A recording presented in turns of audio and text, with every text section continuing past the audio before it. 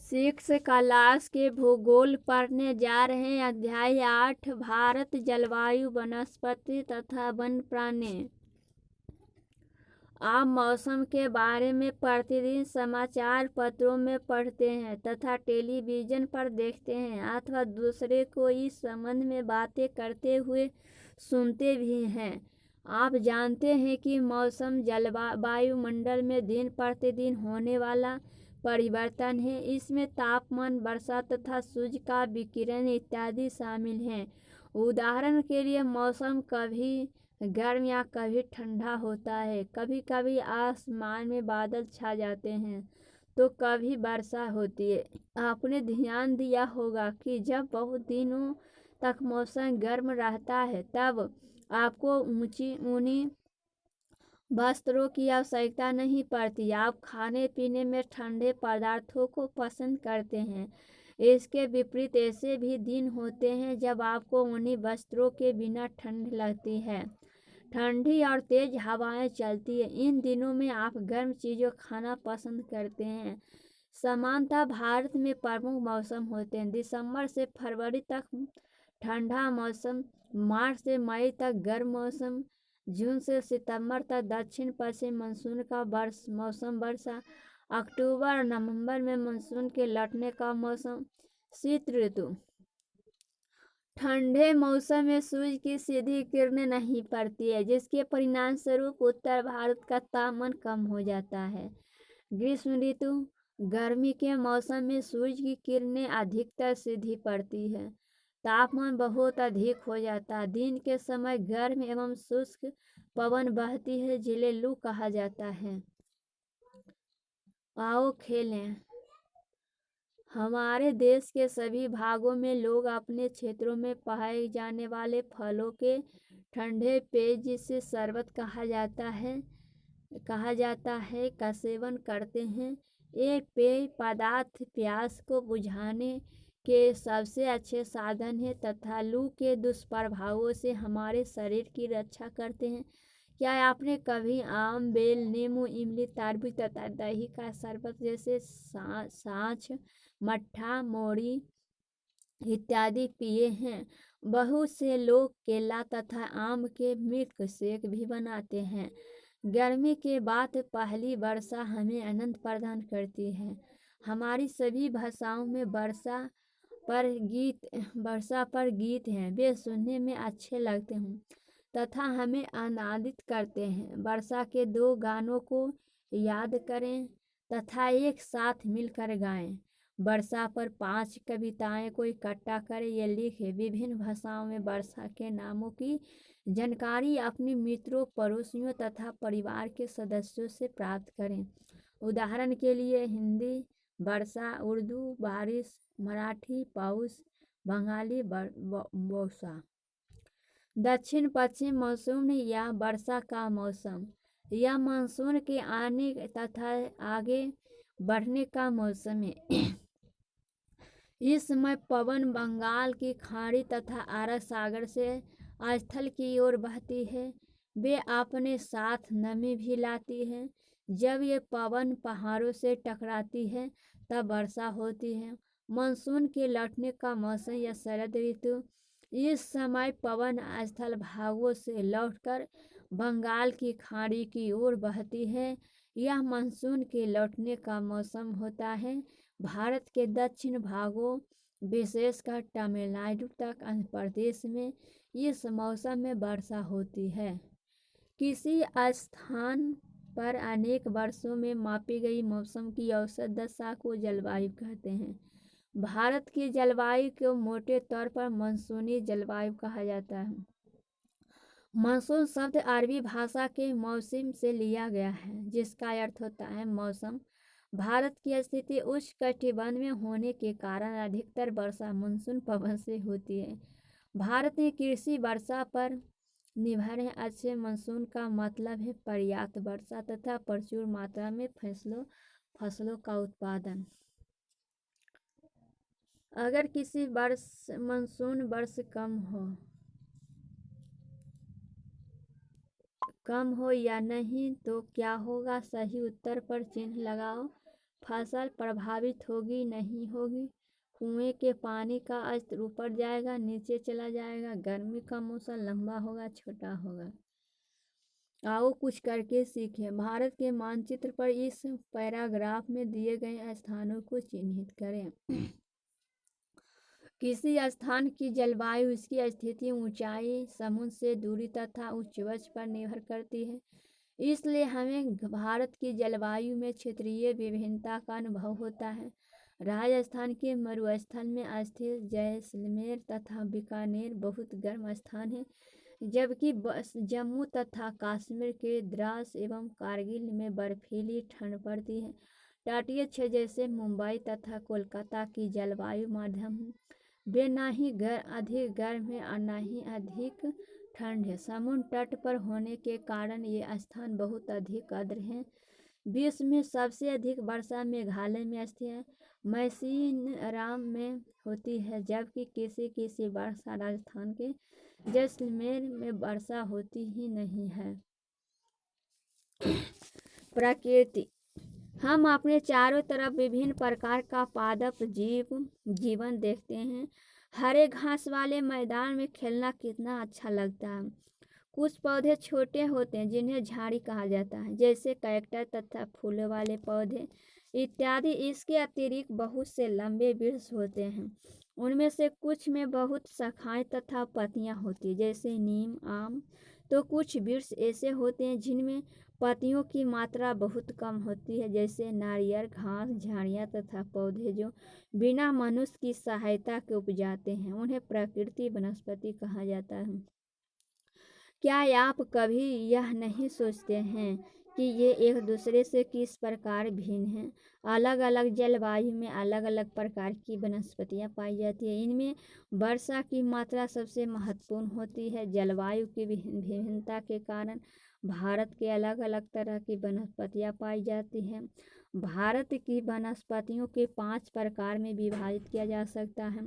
उष्णकटिबंधीय सदाबहार वन, उष्णकटिबंधीय पतझड़ वन, कटीली झाड़ियाँ, पर्वतीय वनस्पतियाँ तथा मैंग्रोव वन, उष्ण कटिबंधीय वर्षावन। उष्णकटिबंधीय वर्षावन उन क्षेत्रों में पाए जाते हैं जहाँ वर्षा बहुत अधिक होती है। ये इतने घने होते हैं कि सूर्य का प्रकाश जमीन तक नहीं पहुंच पाता है। वृक्षों की अनेक प्रजातियां इन वनों में पाई जाती हैं।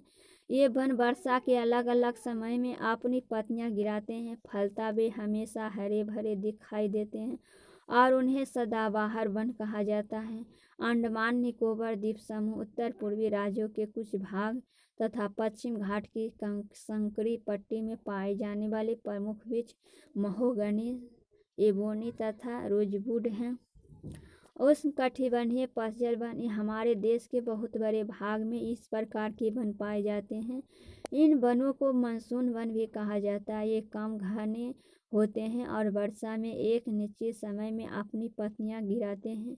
इन वनों में पाए जाने वाले महत्वपूर्ण पेड़ साल, सैगन, पीपल, नीम एवं शीशम हैं। ये मध्य प्रदेश, उत्तर प्रदेश, बिहार, झारखंड, छत्तीसगढ़, उड़ीसा तथा महाराष्ट्र के कुछ भागों में पाए जाते हैं। कंटीली झाड़ियाँ, इस प्रकार की वनस्पतियाँ देश के शुष्क भागों में पाई जाती है।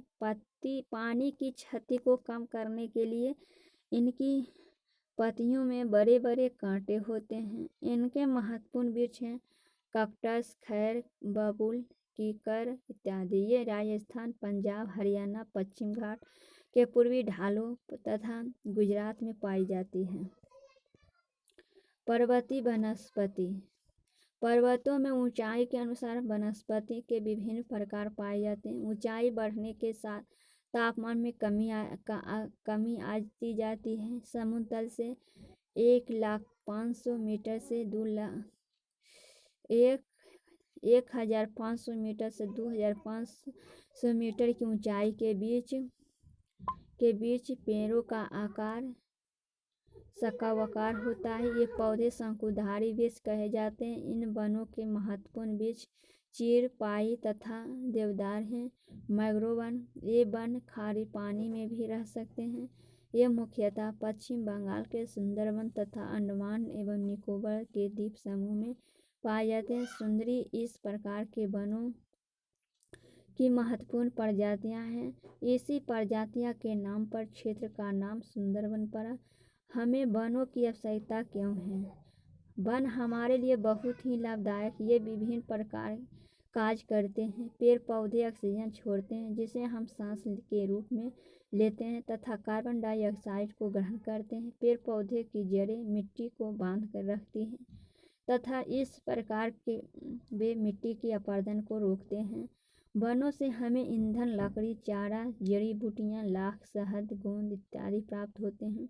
वन जीवों की प्रकृति निवास। पेड़ों की अंधाधुंध कटाई के कारण भारी मात्रा में अप्राकृतिक वनस्पतियां समाप्त हो गई है।